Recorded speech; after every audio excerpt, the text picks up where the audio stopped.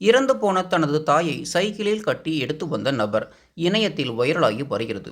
திருநெல்வேலி மாவட்டம் நாங்குநேரி வடக்கு மீனவன் குலத்தைச் சேர்ந்தவர் சிவகாமி அம்மாள். 65 வயது நிறைந்த இவருக்கு 3 மகன்கள்.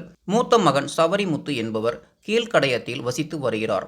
இரண்டாவது மகன் செல்வம் இறந்துவிட்டார். இந்த நிலையில் 3வது மகன் பாலன் என்பவர் தாயை கவனித்து வந்துள்ளார். இவருக்கும் தலையில் அடிபட்டு சற்று மனநலம் பாதிப்படைந்துள்ளது. இந்த சூழ்நிலையில் சிவகாமி அம்மாவுக்கு தீவிர மனச்சிதைவு இருந்துள்ளது. இதனால் அவரை திருநெல்வேலி அரசு மருத்துவக் கல்லூரி மருத்துவமனைக்கு பாலன் அழைத்துச் சென்றுள்ளார். உள் நோயாளிகள் பிரிவில் அனுமதிக்கப்பட்டிருந்த சிவகாமி அம்மாவுக்கு உடல்நிலை மிகவும் மோசமடைந்ததால் வேறு உறவினர்கள் யாராவது இருந்தால் அழைத்து வர சொல்லி மருத்துவமனை ஊழியர்கள் பாலனிடம் கூறியுள்ளனர்.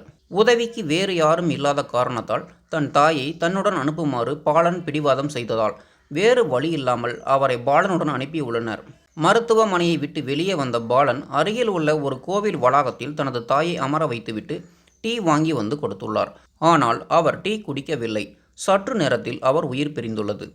காலை 11 மணிக்கு இறந்த தனது தாயின் உடலை என்ன செய்வதென்று தெரியாத பாலன் பகல் முழுவதும் அங்கேயே வைத்திருந்து மாலையில் தனது சைக்கிளின் பின் கேரியரில் வைத்து கயிற்றால் கட்டி மெதுவாக சைக்கிளை நகர்த்தி கொண்டே சென்றுள்ளார். இரவு 10 மணி அளவில் திருநெல்வேலி கன்னியாகுமரி தேசிய நெடுஞ்சாலையில் இறந்து போன தாயை சைக்கிளில் கட்டி எடுத்து வந்ததை அங்கிருந்தவர்கள் பார்த்து கண்கலங்கி காவல்துறைக்கு தகவல் தெரிவித்துள்ளனர். உடனே அங்கே வந்த காவல்துறை அதிகாரிகள் பாலனையும் அவரது தாயின் உடலையும் வாகனத்தில் ஏற்றிக்கொண்டு திருநெல்வேலி அரசு மருத்துவக் கல்லூரிக்கு சென்றுள்ளனர். அங்கே அவரது உடல் உடற்கூராய்வு செய்யப்பட்டு அதன் பிறகு பாலன் மற்றும் அவரது அண்ணன் சவரிமுத்துவிடம் ஒப்படைக்கப்பட்டுள்ளது.